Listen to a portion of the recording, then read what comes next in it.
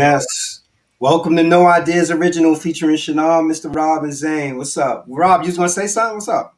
Nah. I was just emailing, and I had some thought in my mind, man. I was Yo, let's get the show started right and say this off the rip. Like tonight we plan to have DJ Doo-Wop with us, but something came up, he had to reschedule. yeah, So we're actually still scheduled to interview him, and we're right. gonna be pulling out and putting out that interview fairly soon. But tonight you're stuck with us. But That's right. we got some great topics though. At least I think they're great topics. We can So talk about. what's up? What's up, Zane? How's your week been? Week been cool, man. I thought we was gonna get this snow down here. So It's you coming. know, yeah, it's definitely it's coming. So Coming. but I heard a lot of my friends up top, man, like within your area and also down in like New York and New Jersey, they've been saying that they're getting tired of the snow. They said supposed to be 5 to 8 inches. I guess sometime by Monday or something like that. So we'll see what happened, man. Just everybody drive safe out there, be safe out there, man, because it's this stuff, with the COVID and all this other stuff, and just stay prayed up there, everywhere, actually. What Yo, you got on, brother? Oh got, man, Harris hands, got man, that Harris Harris Hands hands. merch. What you know about that Harris Hands merch? Yeah, Yo, let me ask you, how many inches of snow you're supposed to get? um, initially supposed to be 5 to 8, but the way it's looking now, man, we might get maybe 2 inches of snow because it looks like it shifted. Oh, But then again, I mean, look, these meteorologists, they get paid all this big money to give us false weather. So we see how that works. We see how that works. They getting like 180 grand just to give us false weather. And actually end up coming this way. all it Yeah, is, all it is really a guesstimate though. Like they tracking the weather pattern, and it is what it is. Yo, it's bugged though because funny you bring up the snow because today when I got home, I had a certified letter and a regular letter in the mail from the homeowners association. a So word. yeah, I got this thing called, I think it's called I don't know if it's called United Parcel Service Inform something. It's some service though that whatever mail I get comes to me digitally and shows me what's going to be in the mailbox. So as soon as I seen it today this morning, I was like, yeah, I know it's going to be some bullshit or whatever. I get it. I open it up and it says that they giving me I get a $25 fine because they feel that my son didn't park his car in the driveway fast enough and it hindered the snow plow from coming through. So I looked at it and I'm like, yo, I could fight it. Got some things Right. you can appeal it or whatever it is. Wait, say that again. What? There's a key word in there where you can fight that.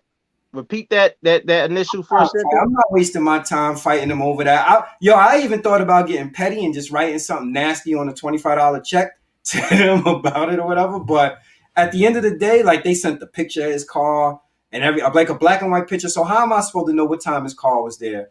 I don't That's know. I don't know. But to me, it bugs me out because my HOA, I think is like $273 a month. And now you gonna shake me down for another $25? Really? This what Because we I do? move my car fast enough. Yeah, that's You crazy. might as well appeal it. You could come up with so many different reasons why he didn't park it fast enough. I mean, You yo, could- so how you call it? And we gonna talk about if time is money today, but I'm gonna take off time from work for $25. Not worth it, bro. Yo, Rob, how was your week, man? My week's been all right, man. Things is going well in the homestead. I can't complain. I like the orange right there, man. Yeah, I had something else on. I got to show it in a minute, man. Clean myself up a little bit and look presentable. Yo, I how think about that? We didn't really step our game up now. We into wardrobe. Yo, when we first started, we you started gotta look. with a t-shirt. You gotta look a certain way now, son. People are watching now, brother. You gotta clean up a little bit. So, yeah, I just do something on, man. I have something to throw on, man. That's it, bro. Thank you, bro. Mm. Yeah, man. Aside from that, though, like, yo, that's pretty much been my week. Like when I saw it, I was like so disgusted. Like real talk, yo, Zane, I thought about calling your pops and having your pops get after him. He got smoked for HOA. You know that. Yeah, Of course, of pops ain't course. happy, huh? I tell you what, man. Being that Johnny Cochran is not living no more. Just call my pops up, man. My pops probably better than Johnny Cochran. I don't know, man. Fight him over $25. We gonna hold pops Fight to him that. over $1. So not, I went to my son and I told my son about it. He was apologetic, and I was like, "Yo, don't be like, don't worry about it." Because I know for a fact he moved the car. Because I told him, I'm like, "Yo, just move the car in." But it may have been one of those days where they felt like we didn't move it in. We didn't move it in fast enough, and we had back-to-back days of snow. Is it in your actual driveway or in front of the driveway? It was in the cold, right there, Rob, when you come out of my house, because I'm in on the cul-de-sac. So Right. he parks his car right there in the cul-de-sac so he doesn't block the driveway. And whenever it snows, I always tell them, put your car in the driveway, because they want to dump all the snow in the cul-de-sac. Be able to turn around and go through the complex. But I guess they felt that he didn't move it fast enough for them. Now, the funny thing about it is I remember getting up, looking outside, and seeing mad snow on the ground and saying to myself, like, damn, like, yo, it's taking them a while. Yeah, to shovel, because usually like 5, 6 in the morning, like there'd be times when I get up to go to work in the morning, they already then shoveled everything out. So I don't know, so that's, to me, that's nothing but like, we got the people in our complex is they on the board, so they go around taking pictures and snooping and stuff like that. And they'll look at the side of your house and be like, oh man, like, yo, it's time for a power wash. So I was thinking, like, maybe I should just go around with my camera and start taking pictures of people's house and pointing out whatever defects I see. Yeah, son, you might as well, man. That HOA shit is the racket. Like when we was paying HOAs, we found out that we was paying for printers and paper and pencils. Like we was paying for our own emails, the paper that they use to either like concoct a message to send to us. We was paying 10 cents a paper. The fuck? Why am I paying for that? What? What do you mean? You can't pay for your own glues and your own staples?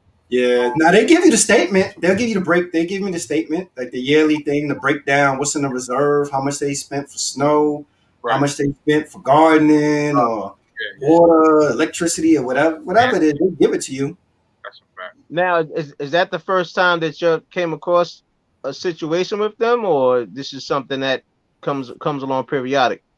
Nah, that's the first time that they ever came at me and was like, give them $25. But they always, anytime I see a letter from them in the mail, I get anxiety because I know they petty. What is $25? Yeah, I know they, but yo, they'll send me, before they sent me something saying, what did they say? They said, we noticed on the left-hand side of your house that there was some mold on the siding or something like that. So I went out and I looked, and I just sprayed my hose. It came right off, and I took the picture and sent it over to them. So what mold? But here's the other thing. They'll send you stuff and be like, we noticed that your mailbox needs to be painted, or, your so I got a walkout, but on the other side of my complex, people don't have walkouts, so they have like those basement storm doors or whatever them shits is called. Right. They'll get up, send out letters to people and tell them, yes, your storm door need to be painted. This is the color it needs to be painted. Your front door got to be painted a certain color. So for people who don't have experience with HOA, the cool thing about HOA is that your property upkeep is good because they keep the property uniform and they stay on people about managing it, and then they have people come in that landscape, shovel the snow or whatever it is, like they repave my driveway, they do all that stuff. But the pain in the ass part about it is that they want everything to be uniform. So if I woke up tomorrow and like I redid my deck and have my deck repainted and everything or whatever, but in my mind I was like, you know what, I want to stay close to this color because this was the original color of it. When I look down 2 houses, my neighbor is building like some extra shit on his deck where it's white and he added these additional steps and all this other stuff. And then another neighbor, like 2 other houses down, took his deck completely off. And I'm like, I know these dudes ain't got no permits or anything. So maybe when the snow dry up or whatever, or go away, I'll go down there and take some pictures and mail some pictures in myself.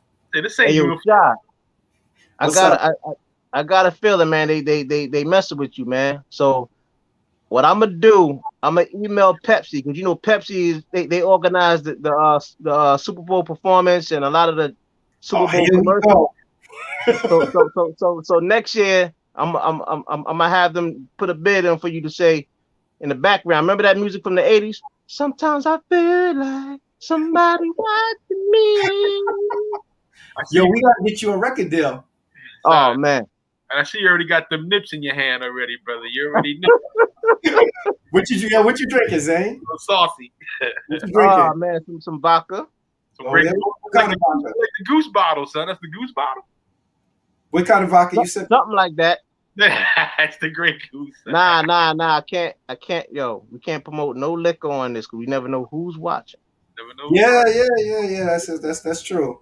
Yo, before we go any further and actually kick off the show and get it started, email on the screen, No Ideas Original Podcast at Gmail. Just to reiterate to people, we do intend on doing an entrepreneur episode. We're looking for entrepreneurs that want to come on, promote their brand, promote their platform, whatever it is that you do.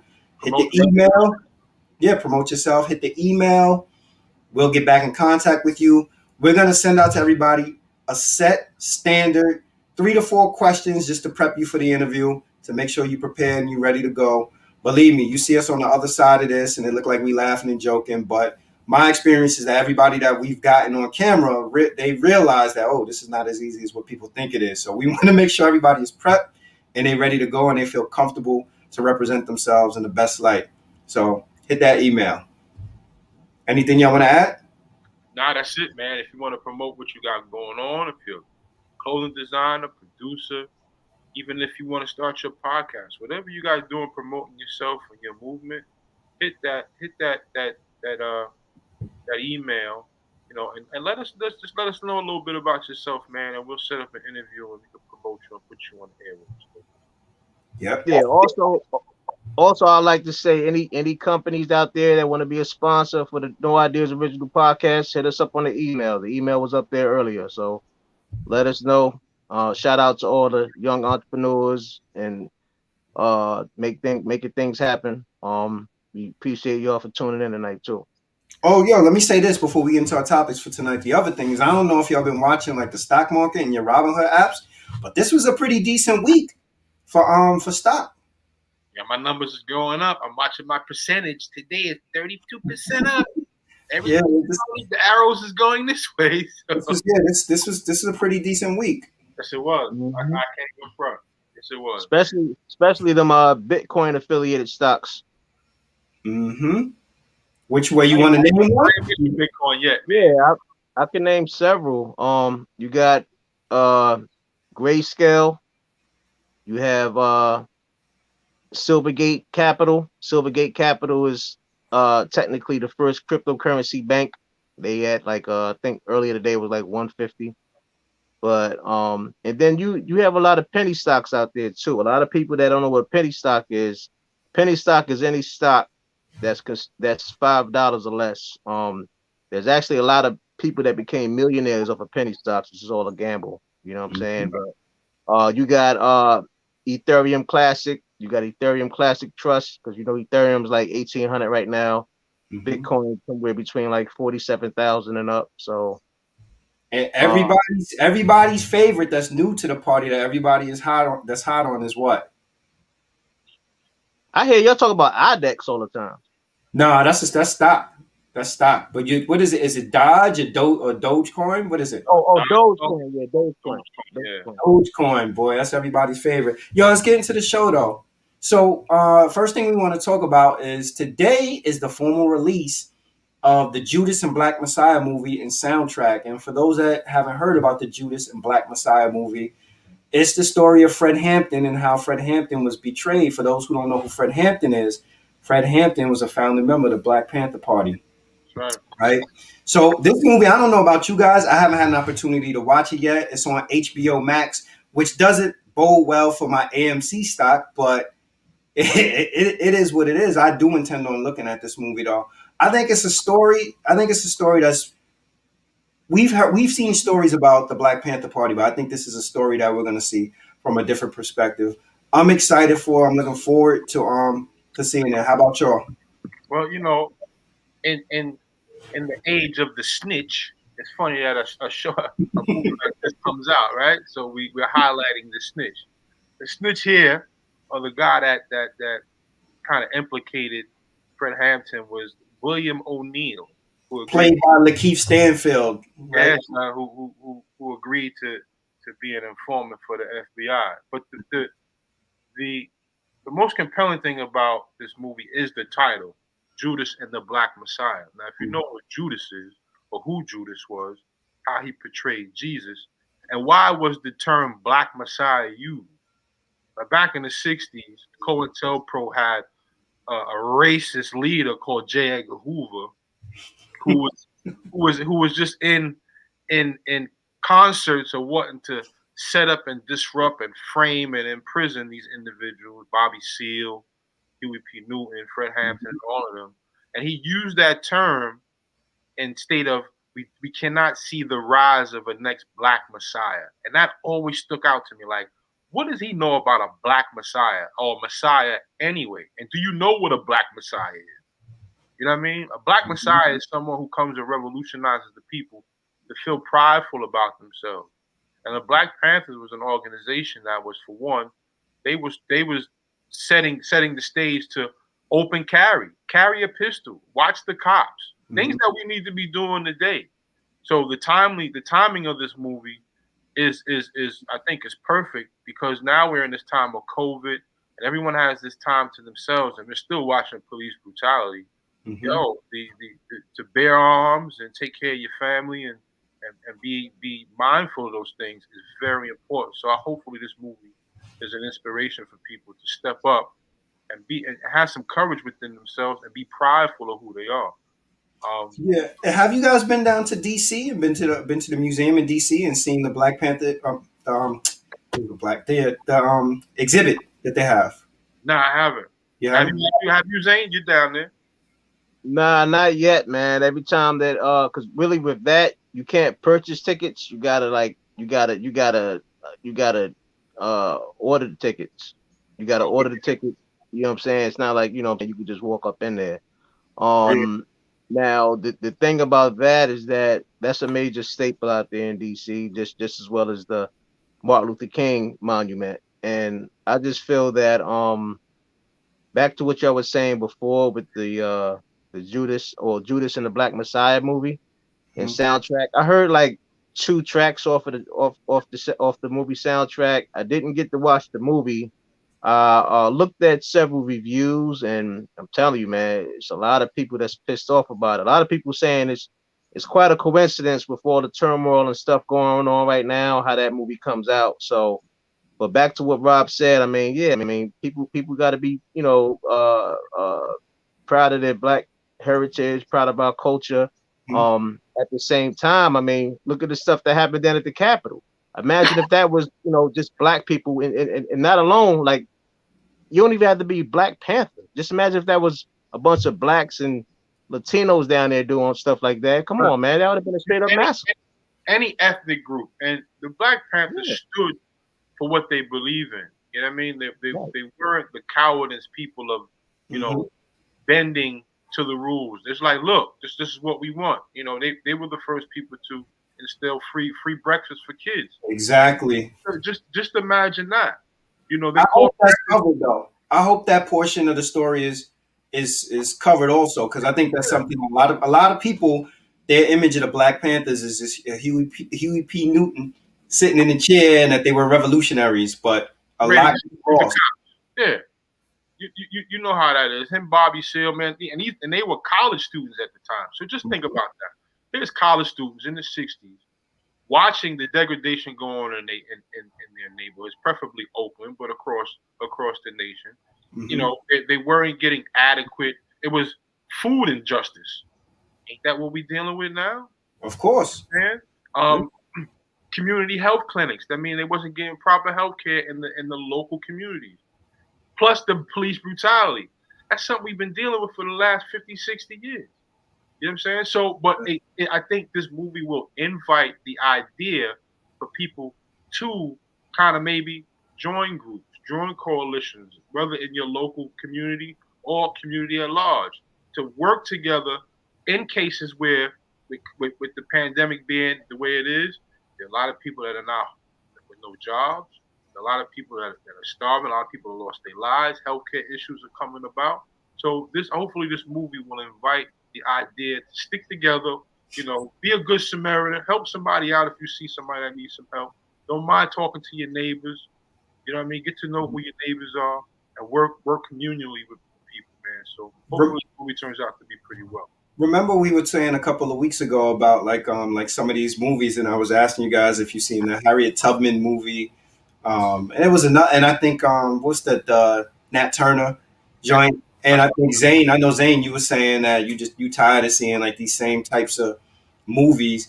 I'm hoping slavery stuff. No, yeah, I think there's still plenty of stories still to be told in Hollywood from different perspectives. And I think that that's probably what I'm tired of, seeing people tell the same story over and over again from the same perspective. So to me, with the interest that I have in this film is I think that through the eyes, like Rob was saying, we're going to see through the eyes of an informant, or we're going to see more about the informant aspect in the film. And that to me, I want to, I really want to see more about that and see how that's portrayed. The soundtrack I did listen to though, and I have to say, I don't know if Hit Boy, I know Hit Boy executive produced it. He got a lot of work on there. Yeah, but I don't know if he produced everything. But you know what stood out to me about the soundtrack? The soundtrack feels like the score.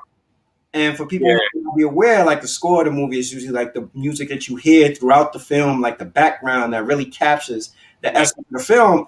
And the sound of that album is really in tune with the 60s and the story. So I'm like, damn, like, yo, this dude didn't just reach out. You know how dudes reach out of thin air and I'm going to put this song here. I'm going to put that song there. I'm going to get a song from this dude and that or whatever.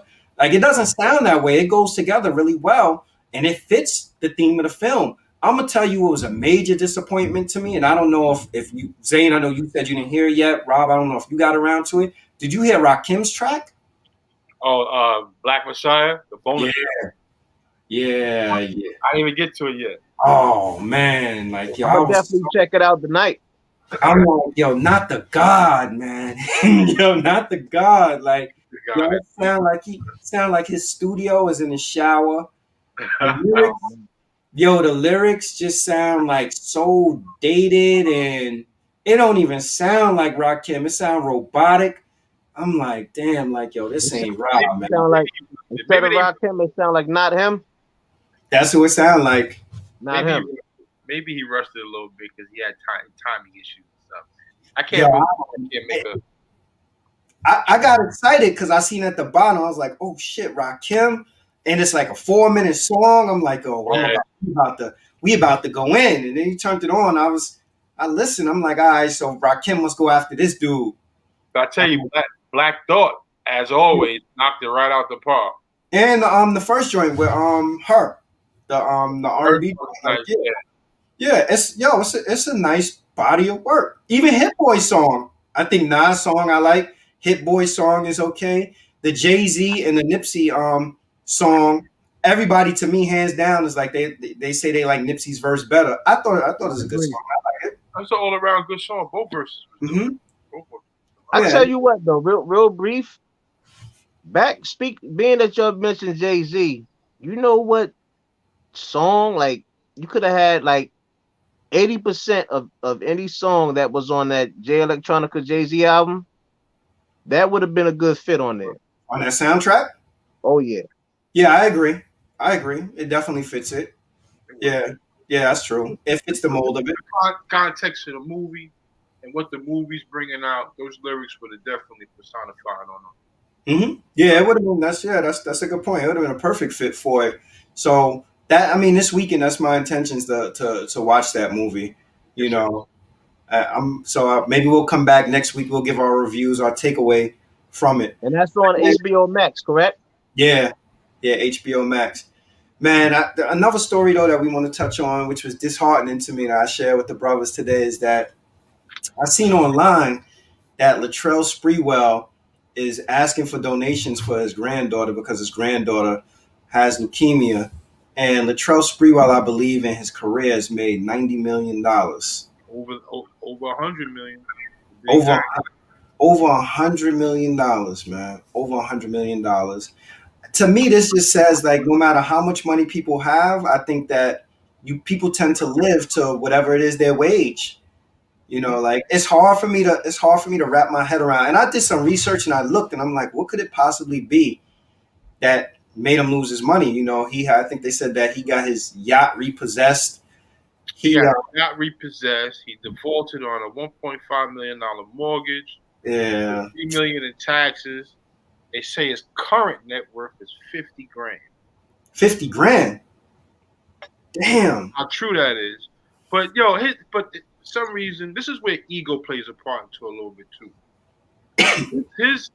His career started to spiral downward, and I don't know if it was, Was it after he put hands on PJ Carlissimo? Well, it was. That's what I was thinking.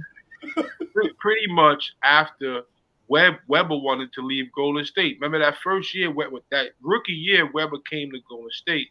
Latrell was on that team. They went to the playoffs. But the very next year, Webb wanted out of Golden State. Mm-hmm. That's a story untold. So Webb went to Sacramento at that time. Then came the PJ choking. You know what I'm saying? Then he got suspended for a year. Then he got fined for $250,000 to report in the training camp with a broken hand. Yo, you know how much money he must have lost? That's what I'm saying. He was losing money right hand over fist. He had a 5-year stint with New York, and then he went in that 5-year stint. In that short season, they went to the championship against the Spurs. They lost. He got traded to Minnesota. He was running a little bit with KJ and Sam Cassell. They went to the playoffs, lost to LA.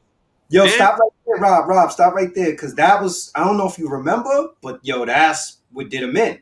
Because remember, Minnesota wanted to give him that extension, and he turned it down and told him he got to feed his kids, and it was like some big money that he bet on himself. $21 million. It was a 3-year extension, $21 million. Prior to that, New York's last payday for him was like $14 million. He was looking for more than $21 million because of who he thought he was. And he says, I remember the famous quote was, he said, "I got to be able to feed my family." And he said, I'm not helping Minnesota win no title. Mm-hmm. How you gonna tell somebody that's willing to give you a little bread? How you gonna just tell that to anybody? You know what I'm saying? See, this is the part that I understand. Go ahead, Rob. Ever since then, everything went downhill for him. That's when, and his wife sued him for $200 million. 200. Dang. What? So you all of what you see here. You don't have that bread though. Yo, she knew he had something. She's sitting there watching them checks coming. Yo, Latrell Sprewell was buying yachts, and remember he had spinning. I think he had spinning rim company. Yeah, the rim company and all that. So she probably seen them receipts. Yeah, this nigga got bread. He got a yacht. This is the part I don't understand, because when you have multiple different sports out there in the entertainment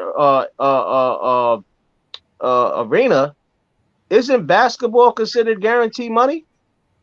Yeah, but he turned it down. He turned it down. He said, No. I'm saying, like, from all the other, he got traded. He played for like what, 4 or 5 different teams. But yo, here's Golden State and New York. It's not about him. He made the money. And I think I read a quote recently by Shaq. Shaq has said something like that, like, yo, you can make the money, but the hard part is actually keeping the money. So clearly his investments. That's what I'm saying. Yeah. Like if basketball, that sport out of maybe 3 sports is considered guaranteed money, his investment game is crazy. Like the only person that I think, as far as an athlete, that did worse than him is Anton Walker. Well, what about Iverson? When Iverson was getting divorced, I think he told the judge he don't have money in his pocket for a cheeseburger or something like that. Yo, because these guys get out there and they spend. You gotta think, man. A lot of these people come from dilapidated upbringings where when you see $100,000, I think we talked about this before, when it comes to deals, and Oskino seen that deal, and his lawyer said, don't take the first deal the record company gives you. And he's going to say, he said, there's $250,000 on the table. I got $20 in my pocket. And you're telling me to turn down $250,000? Well, I can go buy my mom's a house or buy myself a house. I can change my lifestyle as soon as I walk out this office. People are not turning that down. Yeah. So if you have the wherewithal to say, I don't want $21 million because you feel that you're worth more, I don't know. I wish I'd never be in Latrell's shoes in that case, because if $21 million come across my table. Yo, you gonna do that joint? That sound like to me. That sound like a heavy gambling problem. Yeah, it's a lot of different things because when you're getting money like that to play ball, whether it's baseball, hockey, I don't care, man. The first thing you should do is invest your money. And one of the smartest NBA players that I know to this day is Jamal Mashburn. Yeah, did he get like car And dealerships? he wasn't getting that. He wasn't an all-star. He wasn't getting the crazy money like all-stars are getting or all-stars should be getting. He wasn't getting that money, but every check he would get, he was putting it somewhere. This man got McDonald's franchise. He got car dealerships. He got car washes. He got 4, 5, 6 different businesses where he's just. You know what he got? A good advisor. Thank you. You got the right people around you. Yeah, but here's the thing you got to consider though. Like, that money ain't what people think it is. So I remember watching the I Am Athlete podcast, and they was breaking down like their money and the first check they got and everything. And if you getting $100,000, you figure off $100,000 they're gonna get taxes. You're gonna get taxed, so you probably that $100,000 gonna come down to 70 something probably. Then they got their agent in their pocket. Then they got their entourage. Then they got a mortgage. You got car notes. People getting jewelry. You know, when it's all said and done, all the shit that depreciates. Yeah, those expenses add up. OG Dad said, "Why don't Sprewell ask Dolan for the money?" I didn't forget. He stood up for Dolan regarding the Oakley incident at MSG. Yo, he better not hold his breath if he asked Dolan for bread. Yo, he'd be a dead man. But yo, it is tragic though to see somebody have that kind of money and be asking. I think isn't he trying to raise? How much money is he trying to raise? Did he have a number? $35,000, right? It was something like that. Yeah, man. Yeah. And the Gorilla Glue chick, she done raised $20,000 to have a surgery to get that. You know what's scary though? It's what's scary to me about this is that that 35,000 at the height of his career, he probably blew that in one night at the club. That was a chain, my nigga. That's probably a ring. Yeah, and one night at the club. So now he in this circumstance. I hate to see it, man. It's the cautionary tale. It's like what we were talking about on the bonus episode when we were saying like, people these deals, and yo, look, it's from my perspective, it's easy for me to sit in this seat and manage my couple of coins. Who's to say? Like if I have $50 million, maybe I'd be in a place where I'd be spending a little bit more liberally. I get $50 million, there's going to be some wilding out of me. I'm not even going to sit here in front. There'll probably be a Lotus outside, a fucking tour bus, shit that I probably don't even need. But because I'm married to who I'm married to, I know 25 million of that will be heavily invested in something else. OG Dad said, "You gentlemen are trying to make excuses for Latrell's foolishness with money." I don't know if it's an excuse. I just know, like it's easier to manage $500 than it is to 500,000. And we talked about episode 4 of this podcast. This was even before we were on video. We only had our audio like on, I think, SoundCloud and Spotify. We did a whole episode on finances, and we had people call in and talk about how they pissed away money and how they messed up a bag. And we had quite a few stories of people who, came up on a couple of dollars. No, nothing that could compare to what Latrell Sprewell's come across, but people who got 50, what was it, 100,000, 75,000. It was decent amounts of money that people pissed away because they were buying bags and coats and shoes and all sorts of things, and they didn't invest not $1. But then in hindsight, it was like, you know what? I could have put that money in some stock. I could have put that money in a small franchise, and tripled my worth. And you got to think that way when you come into a little bit of bread. Even a little bit of bread I get, I go to my wife, yo, babe, what can I do with this stuff? She said, keep it. Just don't even put it in my pocket. Put it somewhere, don't think about it, because it may come a time where it'd be something that you really want or something that you want to do with it, and you have it. You know what I'm saying? So plus, you gotta really look at it right now, like based upon how fiat is right now, a dollar is like 30 cents. You know what I'm saying?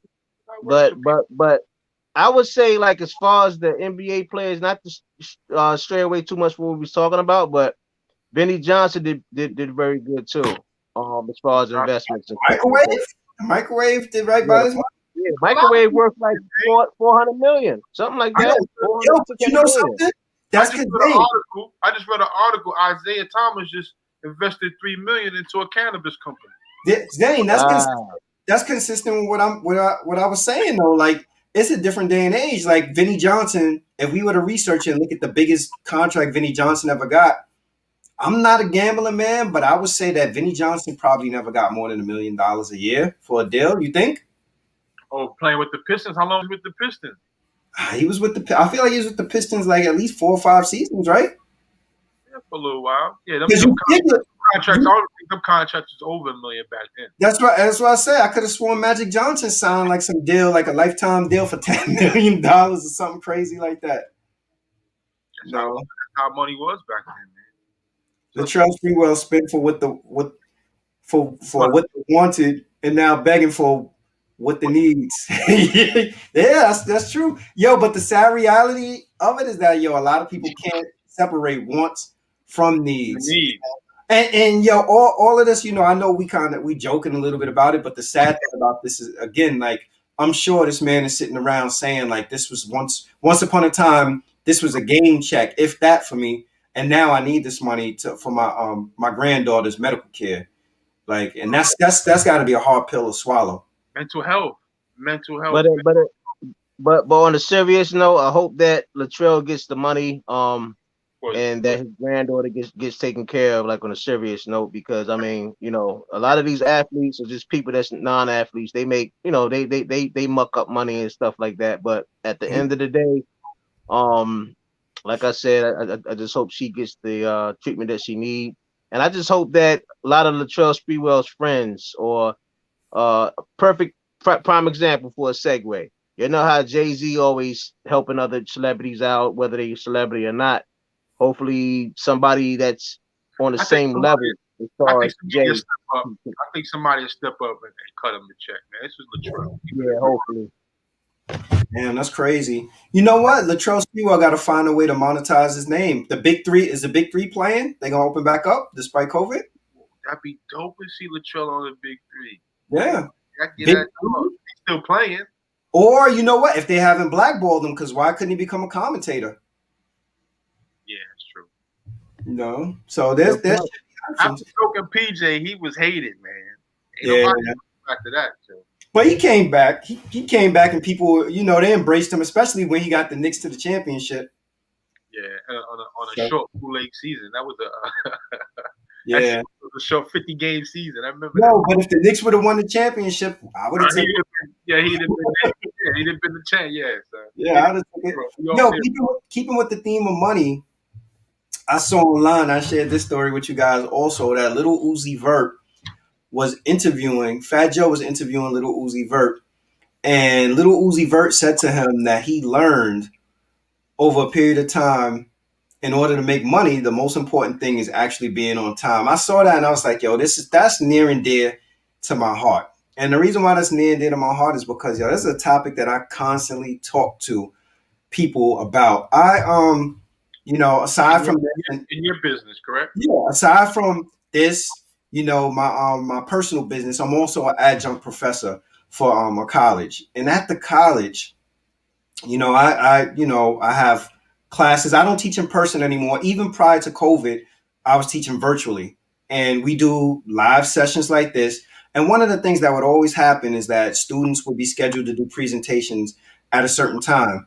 Let's say if I told them presentation is at 6 o'clock. Well, 6 o'clock come around, they don't log on. 6:10, they send me an email saying that they're trying to log on and they can't get on for whatever reason it is. There'll be a deadline for an assignment. People don't make the deadline for the assignment and then have several excuses as to why they didn't make they didn't meet the deadline. And my personal business, there's people that they're supposed to be to work at 9 o'clock. They'll show up after 9 o'clock and then have excuses as to why every time they come late to work after 9 o'clock. I had a situation before where there was a staff member that worked at one of the sites that we have, and the dude was consistently late. And I remember saying to him, I'm like, yo, you got to leave earlier. And his response to me was like, you don't understand.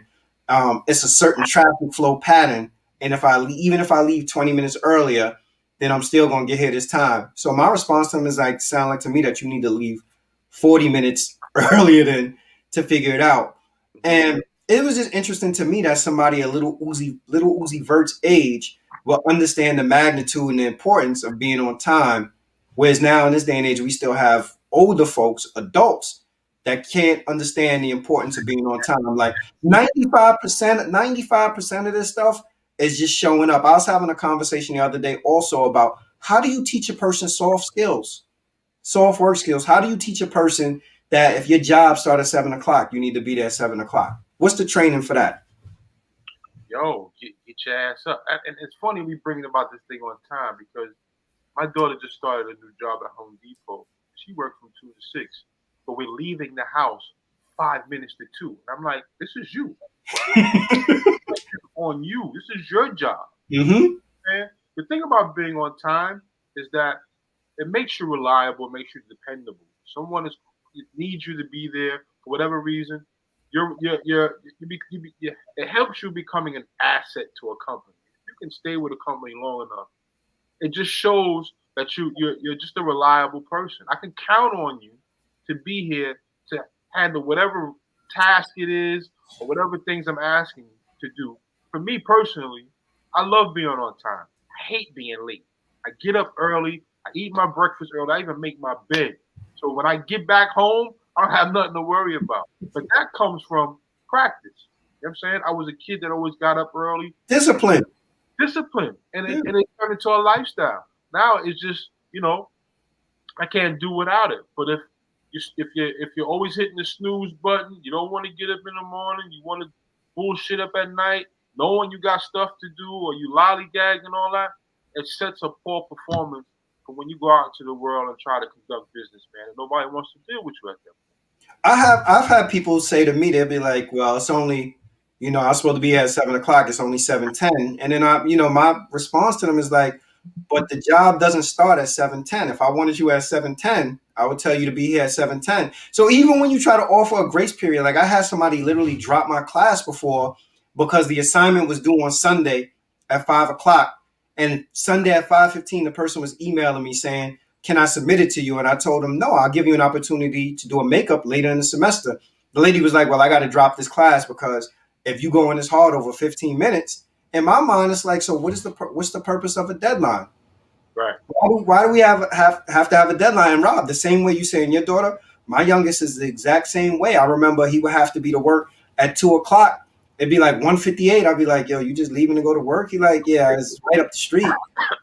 I think they want you to start at 2, not leave your house at 2.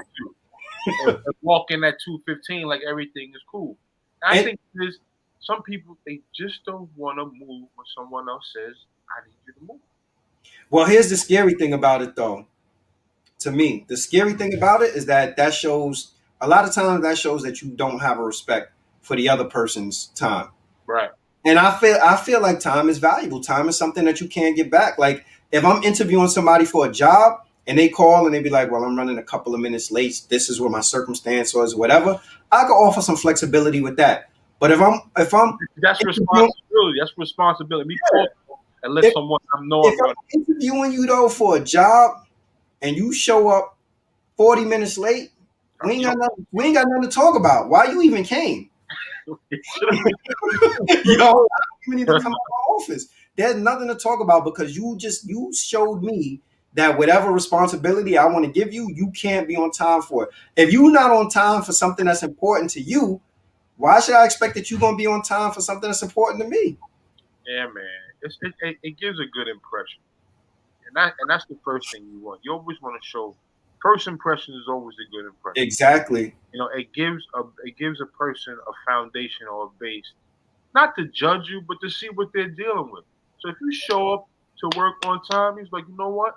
Maybe I can give this person some more responsibility. More responsibility in my mind is a little bit more money. Mm-hmm. I mean, they'll give you a little bit more responsibility, a little bit more things to work with. Now you can earn the fruits of your labor the way you like to, and and then for yourself, it'll help you kind of with yourself when you got maybe a dentist appointment to be to, or another date to meet, or if you're running a business with someone, being on time helps things. It just makes things a lot easier. Yeah, yo, I've encountered people also that'll be like, well, I actually came past the building yesterday because I want the time, how long it would take for me to get here. Like there's some people that's just built like that. Yeah, Zane, what were you gonna say? Nah, I just feel that, yeah. I mean, now if you consecutively being late, I mean everybody's late. You consecutively being late, whether it's Everybody not late, man. well, There's some people you could set seriously. There's some people you could set your watch by, and literally They're gonna come in don't at show up on that time. If they don't show up, then you're concerned. You're like, yo, this person is. everybody's late. Everybody's late sometime in their life. Nobody's a robot. But back to what I was saying, it's like, now if you consecutively doing it over and over and over and over and over again, then it got to be repercussions. Like, like you said, being that you a professor and you teach, what is the worst consequence that you gave somebody prior to them quitting the class? Like, do you like what you like when it come down to like final grade? Do you base it upon not just academics, of course? Do you give them that S curve? The college prior to COVID, the college had built in a portion of their grade is based on attendance. But now it's not based on attendance. But you know what I give them? I give them natural and logical consequences. So what's the natural and logical consequence when you was in elementary school, when you was in junior high school, when you was in high school? If you didn't submit an assignment, what did you get? F, you failed. Yeah. You got a zero for that. At least 20% of your grade was taken off. For that particular assignment, because everybody be like, oh, can I do it? I'll be like, no. You know why you can't do it? Because now you on my time. After 5 o'clock, I want to do whatever it is with my life. I don't want to sit around and wait to grade whatever your paper or your assignment is. So I tell people I offer a week where there'll be a makeup assignment. You could do it and you can make up one assignment. But if you have somebody that is habitually late, that's an issue. Like, I agree with you saying, Zane, that there are one-off occasions where somebody's going to be late, but I don't subscribe to that. Everybody is late, because to me there are people that are very reliable that you can set your watch by. I know at 7 o'clock. There are certain staff we have. I know at 7 o'clock that staff is going to be there, because that staff is going to say, you know what, it's snowing outside, but the job is still open, so I know I need to leave a little bit earlier. They're not going to say, well, the circumstances of the snow, at the same time, my car broke down. I knew I had to go 40 miles away, and I had to take public transportation, but I left the same time. I think that's stuff that becomes like built-in excuses for people not to be able to be on time. And I'm telling you, like, a lot of this stuff people don't realize is just showing up. You'd be surprised how many opportunities you get just by showing up. That's right. How many opportunities you miss by not showing up. That's right. Just that alone will hurt you in a lot of different things. What OG said, the lack of certain values that are speaking about the same basic reasons some people run through their millions. Pretty much discipline. That and OG that's a perfect example, man. It starts how you start at home, pretty much, man. What are the things that you learn early on when you go on to school? Are you up on time? Do you eat your breakfast? You know what I'm saying? You wash your face and brush your teeth. Yeah, look at what B-Side said.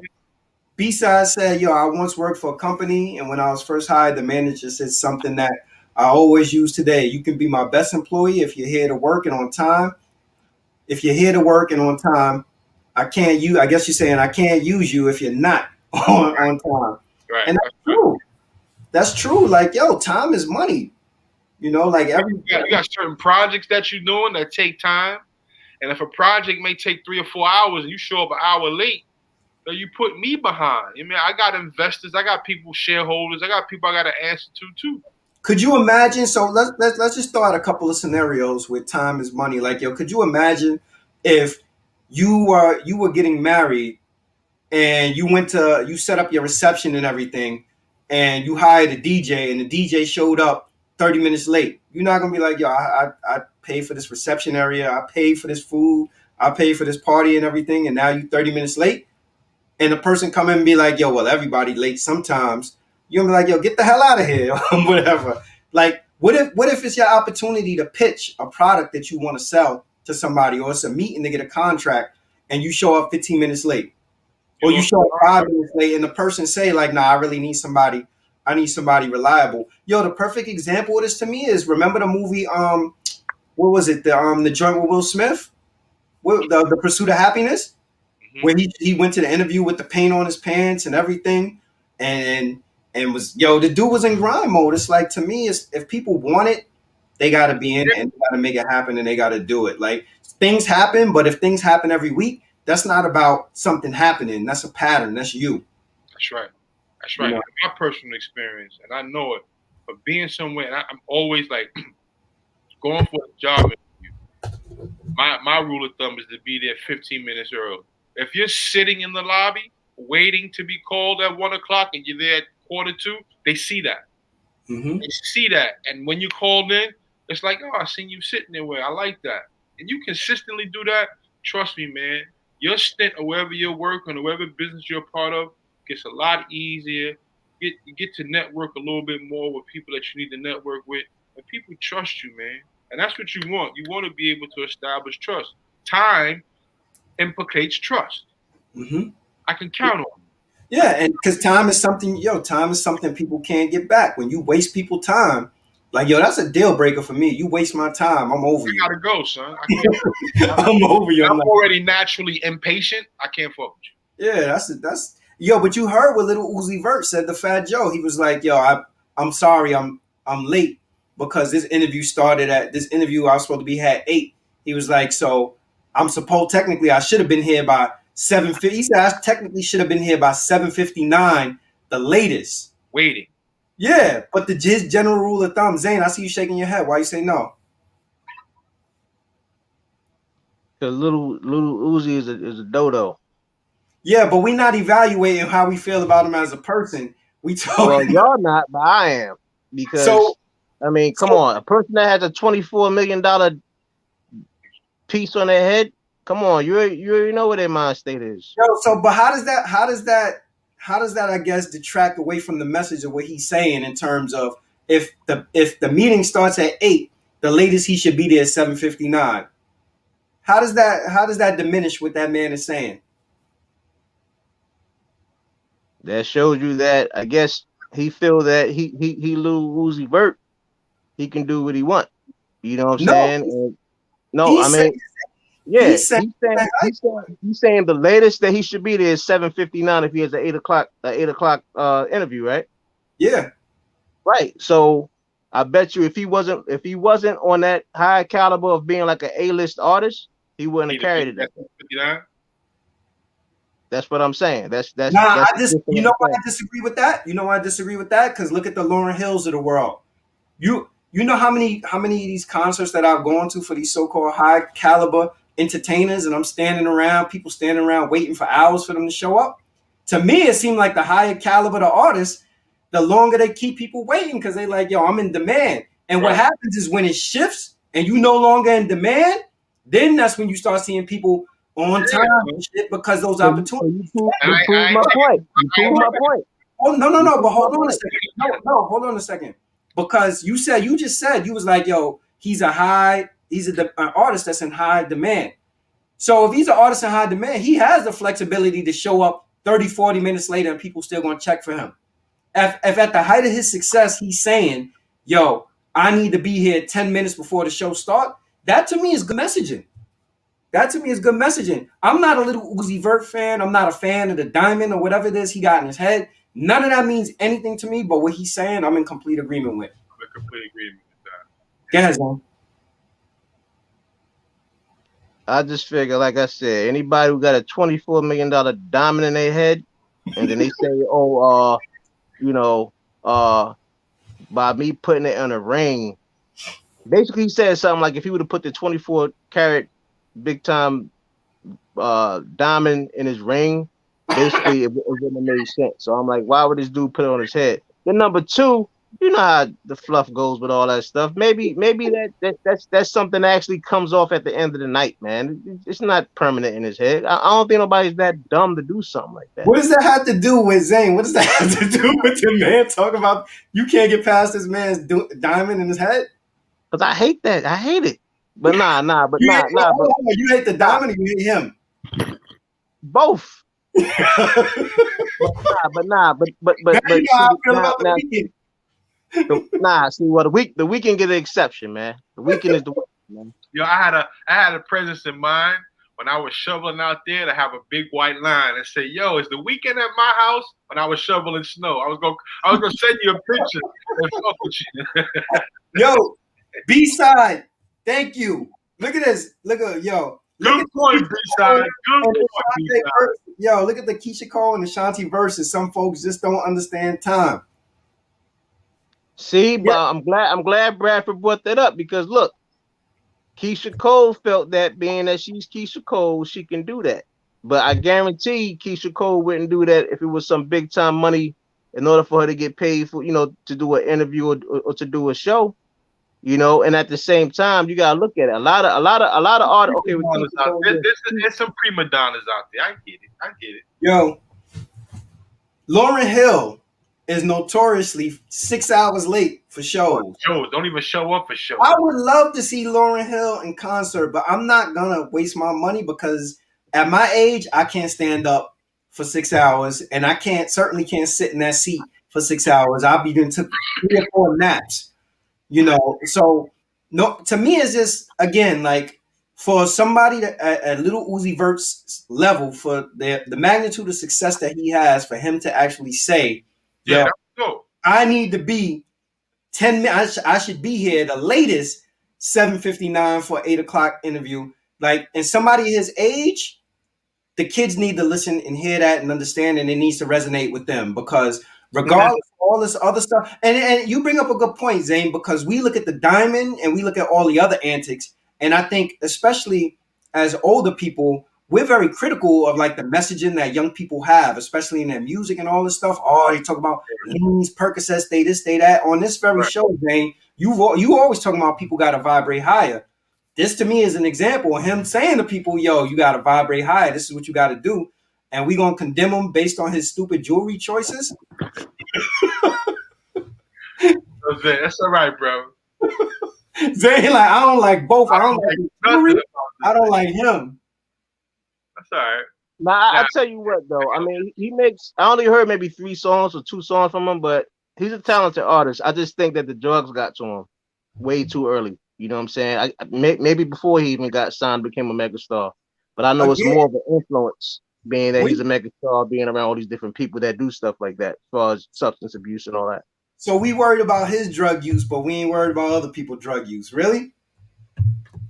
The Weeknd can get a pass, man. I'm blinded by the light. I can't feel my face. We can get a pass, huh? Hey, let's go to halftime performance. Now, I really think that he wasn't faking when he was in that room, that golden room full of mirrors. I think he really forgot how to get out of there. But that's a whole other story. You didn't watch it? No. You didn't watch the halftime performance? What about you, Rob? I seen it. I seen the whole thing. I watch it. It was. Yeah, I don't think he was. I don't think that was part of the script. I think he actually just lost it and couldn't find his way out for a minute. You know what happened? I'm gonna be honest with y'all. By the time halftime started rolling around, I got my feelings, and I knew it was. I knew the fake for Tom Brady. You was in your feelings early. You was like, "Yo, the refs is fucking the game up." I'm like, "Oh man." I was done. I was like, "Yo, I don't need to watch it no more." And nothing was on TV because it was Super Bowl Sunday. But I refused to watch that. I'm like, "Yo, I already know what it is. Every pass is a pass interference. Tom Brady could say whatever he want, do whatever he want to people. It's just, I'm like, nah, I'm cool. But Tom didn't win that game. Not to be kind of digressive, but Tom didn't win that game. The defense did. Yo, I agree. That's true. From what I've seen, that defense played phenomenal. But to me, I've gotten to a point where I'm tainted on sports. I want to see the actual players decide the game. I don't want to see the officials constantly decide everything. So I get pissed off when referees stop fights unwarranted. I get pissed off when, somebody, instead of us seeing LeBron hit a last second shot, somebody called a touch foul at half court. I get pissed off when somebody it could be a close pitch in baseball and they'll call it a ball and allow the winning run in the World Series to come home on a walk-off walk. Like, I don't have the tolerance for that. I'm like, as a fan of sports, I want to actually see the players decide the game, not the damn officials. And when at halftime, when I looked and I was like, it's been 100 penalty yards, 95 for one team and 5 for the other. I'm like, clearly, I know where this is going. So let me turn this off. I think it's so much money that's on the books with this, with the online betting and side bets and all that other stuff that generates a lot of the little fluke stuff that we see within basketball, football, baseball, whatever, because a lot of that stuff is controlled by who, by them 3 letters. But spreads and all that. Yeah, I can see Zane, you know what I should have bet on? That's gonna be the next prop bet. I'm gonna look up and see what's the prop bet for how many pass interferences they call when Tom Brady is passing the ball. What's the over under on that? That shit is ridiculous. Tom Brady, their golden child. Exactly. He had to get them 7 rings. Exactly. So sticking with the theme of money, boy, I don't know if people had a chance to see it, but Dave Ramsey says he doesn't believe in a stimulus check. Let me say that again. He said that he does not believe in a stimulus check because if $600 or $1,400 changes your life, you pretty much were screwed already. What do you think? I agree with that. Yeah, Zane, go first. What do you think? I think, now I watched David Ramsey. Easy tap on this one. I watched David Ramsey stuff. He gives a lot of solid financial advice. I figure that said it didn't. It's not gonna be well accepted from a lot of people because you gotta look at it too. Dave Ramsey, even though he's worth millions upon millions of dollars, that dude had times where he had to file for bankruptcy and stuff like that. Yeah. So now it's like being that he has all that money, he got out of touch from when he was, try to scramble to make ends meet. So I'm sure back when he had I think he filed for bankruptcy more than once, if I'm not mistaken, from what I was from the sources I received that information from. Mm-hmm. So for him now, you gotta look at it. A lot of people lost their jobs not because they got fired, not because of XYZ. They got fired because of the pandemic. So that's natural causes. So at the end of the day, you might have somebody that was generating $90,000 a year, and they're gonna need that $600 or that $1,400 for. And then on top of that, they played so many games where people was allegedly supposed to get back paid back to like the second week of September. Then that got erased because they was going through all the trying to come to an agreement. And then they said the second one was going to be back pay in December, the first week of December, and then that got erased. So it was a whole reset button. Damn. So I just feel that for David Ramsey to say that, he needs to do a public apology. Number one. No, I'm serious. No, I'm serious because go ahead, bro. I feel you. No. I'm serious because you got to look at it. A lot of people that's tuning in to him are not people that is well off. A lot of people is looking for that financial advice. So when they get extra coins on the side, they want to invest and get further in life. So he's gonna get a lot of people commenting under his YouTube page. I know that for sure. But I mean, everybody make mistakes. But I just feel that David Ramsey should have known better. Yo, hold on, Rob. Before you add your piece, let's say for folks that's on in the comment section, you answer this question: if $600 or $400 can change your life, are you already screwed? I want to see what the folks in the comments say. Also, go ahead, Rob. I think he's touching a point about you're already screwed to those who don't know how to manage their money. If you were working, do you have a bank account? Do you have a savings account? Is there money set aside for a rainy day?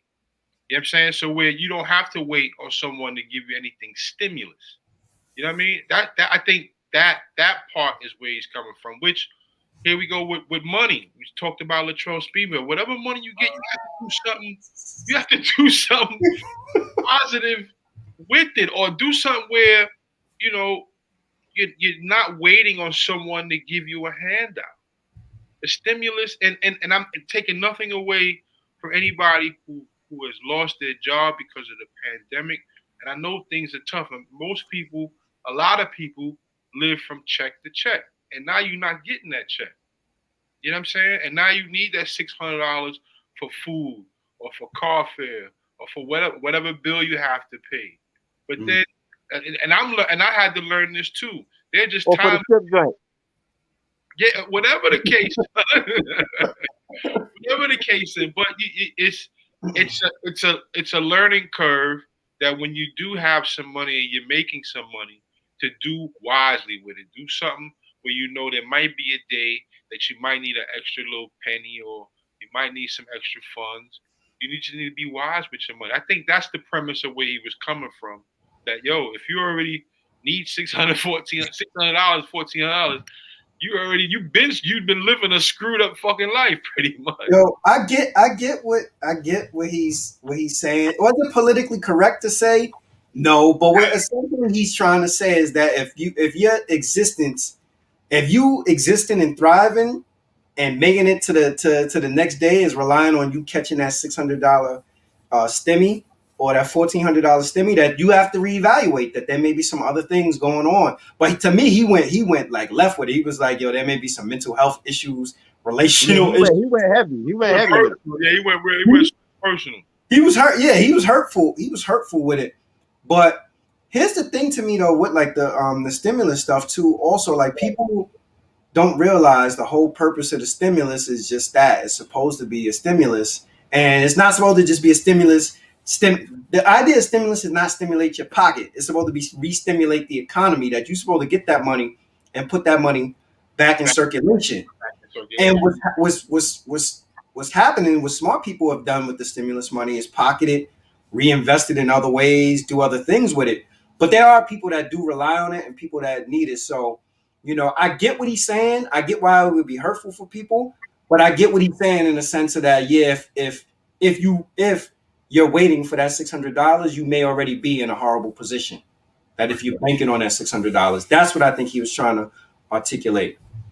That's right. Hey, now real quick. I know OG Dad made a comment. He said something about Chef Ramsey. So he think we talking about Chef Ramsey, or he made a correlation of somebody that's working for Chef Ramsey at minimum wage?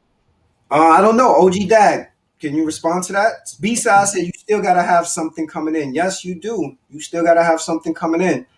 But what he's saying, again, like just to go back to the premise of where his comment is, and let's see if we can get if we can get. Yeah, I saw something that says something about minimum wage pay let's see if we could get Dave Ramsey's comment up on the screen. No, OG Dad's comment. Because this is the comment, because this is what I think we need to focus on. Not OG Dad. OG Dad to respond. This is what we need to focus on, because what he's saying is if $600 or 14, like think about it on a very basic level. He's saying if $600 or $1,400 changes your life, you were pretty much already screwed. So what he's essentially saying is that if you view $600 or $1,400 as being life changing money, you may have don't bank on it. Huh? Don't bank on it. No, he's not even saying don't bank on it. He's saying that you may have a larger problem if $600 or $1,400 is life changing money to you, and that's true. No, I mean don't bank on it to be life changing.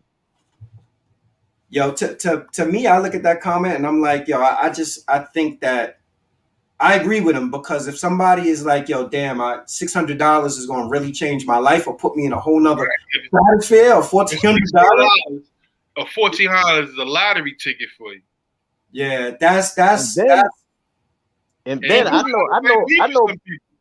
I know people personally that haven't received no money since like the 4th or 3rd week of this year last year. Yeah.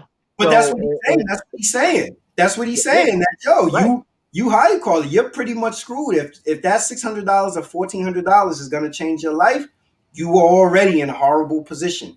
That's what he's saying. Pretty much. Yeah, I just still think that you know, people that tune into him, a lot of them people are looking for financial advice to even, you know, with 614, whatever people get. But I think they're gonna definitely have a party with the comments for the next couple of days on his page. Yeah, and you know what? Maybe that message would have been better received if it came from somebody else, right? Because I he's agree. viewed as being elite. If it came from Yeah. somebody else, you know, maybe they would have been more receptive to it. But OG Dad says the stimulus money will help a big percentage of people who receive it, but it's not going to change their life. Like, think about it right now. There are people, you know, right now that get up and go to work every day. You know, if you got $100,000, if somebody wrote you $100,000 check, you know, $100,000 is a nice check, but $100,000 in the scheme of things, at my age, $100,000 is not going to change my life. I can't retire with $100,000. It's not gonna, you know, how you call it. It's a nice. It'd be nice for me to get the It's a nice 600. little bump. It's a nice little bump in the account. Yeah, but it's not Not gonna gonna change everything. change No. your life. And Zane was saying about this on the last episode we did when we talked about inflation. There was a time before when I'm sure you guys have heard this expression before too, when people say like, "Yo, $1 million today ain't what it was yesterday." That's a fact. You know, there was a time when $1 million people were good with $1 million. Now it's like, I mean, I remember one time they said $1 million can last you 20 years. mm-hmm. $1 million ain't gonna last you too. Not if you Latrell Sprewell, it ain't. You need to feed your family. God bless that. You know, I really hope he gets the money he needs for his granddaughter. Latrell Sprewell said, "Yo, I need to feed my family." So yeah, that's real. That you know, the stimulus bread it'll help people out. I agree. It'll help people out, help pay a bill. But is it going to change their life? I don't know. You know, it may, and you know what? Maybe it may change their life to some degree, but I don't know if it's life changing money for many people. Like so, and then the other thing that they discussed also in that interview, they were talking about student loan, and he had an interesting take on student loan. He was saying that student loan, it started off as them talking about student loan forgiveness for 10,000. Then it went to student loan forgiveness for 50,000. His position on it was like the student loan forgiveness for 50,000 is more so for middle class, elite type people, yeah, the higher up type folks, because the assumption is that if you have that magnitude of student loans, that you have a job where you making a pretty decent amount of money. So, you know, I guess I don't know. Maybe he just felt being extremely controversial, and that episode was going to be helpful. But Zane is right; he gonna get some heat for that. He gonna get some heat for that. Selling a book, he needs the press right about that. B-side said, but yeah, it could mean life or death for some folks because a lot of people are already down and out. Like, yeah, if you need that $1,400 to pay your rent, that's true. Put groceries on the table, you know, that's true. But again, what the gentleman is saying that is if that was your circumstance and you relying on that money, you were screwed already. He was already in hot water. So yeah, that's gonna help you for a month. But what you gonna do for the next month? Because you're not gonna get another stimulus. You ain't gonna get a stimulus check every month. Yeah. I don't know. It is, man.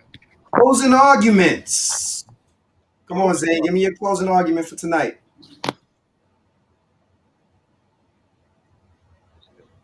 Give me your closing argument for tonight, Zane. All right, I guess it's not going to happen for Zane. Rob, closing arguments for tonight. Closing arguments for tonight. Listen, man. Don't be a Judas. Be a black Messiah. Save your money. Put your money in a good place so you won't have to worry about it on a rainy day. I mean, that's really what I got. I don't have too much. Yeah. Yo, B-side said ski mask way. It'd be interesting though to see what the crime rate has been since the pandemic here, right? Like if people had to resort to taking it to the street. Some people probably have, man. Now that we wearing masks, there's a lot of stick-ups out there. Camouflage? Huh? Yo, the dude was wearing a mask when he robbed me. Yo, son, that's it. That was the whole. Now, when I noticed we were in masks, I said, yeah, there's gonna be a lot of stick ups out here. Yo, Rob, you got a message for OG Dad. What he said? Thanks for the good health news a couple of weeks ago. Yo, I put it in the universe, OG Dad. I was telling Rob off camera early this week. I feel like in the next couple of months it's gonna happen. Yes, sir, man. And the 24th, I have a echogram to do, which is the final thing before they kind of clear me for surgery when I get a call for a kidney. So it just means that all my levels are good, my blood pressure is good, everything is in place for me to go into the hospital and go straight to surgery. So yo, we gonna have Rob laptop set up on the side of his bed, like broadcast live.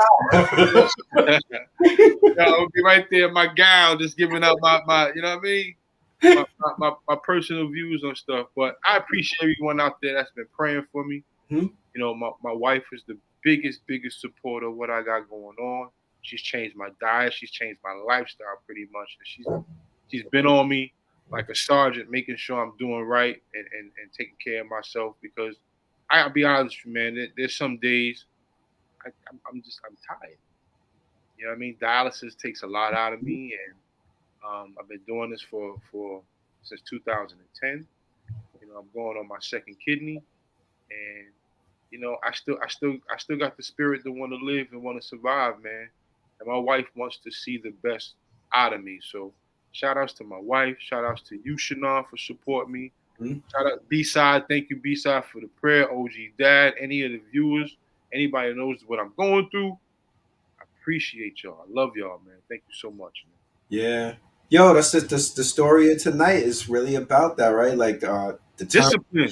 And then discipline. Like, yo, you gotta everything amounts to discipline, right? So Sprewell, getting all that bread, blowing it, lack of discipline. Can't on time, discipline. You know what I mean? You ain't stuck with just $600. You ain't waiting for a stimulus check. Discipline. All about discipline, B. Again, we appreciate everybody for tuning in. Originally, like we said at the start of this episode, we were supposed to have DJ Doo-Wop. Sadly, something came up. He had to reschedule. But we are going to have that interview coming to you soon. We got some other interviews lined up, some more good episodes. If you guys haven't had a chance to check it out, go back and look at episode 56 with Father MC. I really enjoyed that interview, talking to Father MC. That was a really good one. Another one that I really like that's really popular with everybody seems to be the one with the author Kawan. Yeah.